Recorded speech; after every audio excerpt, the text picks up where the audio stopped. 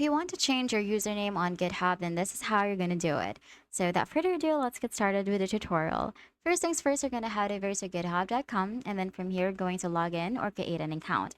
From your dashboard or from your homepage, you're just going to tap on this profile icon at the top right corner of the screen, and then from there, you are going to hit on settings. Now, from the settings page, you can see your name and your username right here at the top. What you're going to do in order for you to change that is you're going to hit on account right here from the left side panel.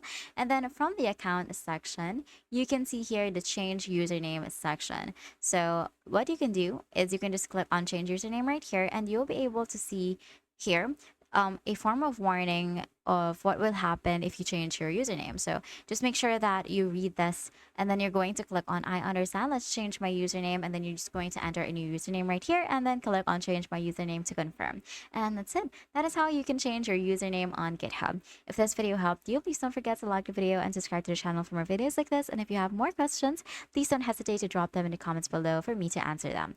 And that's it. Thanks for watching, and I'll see you in the next one.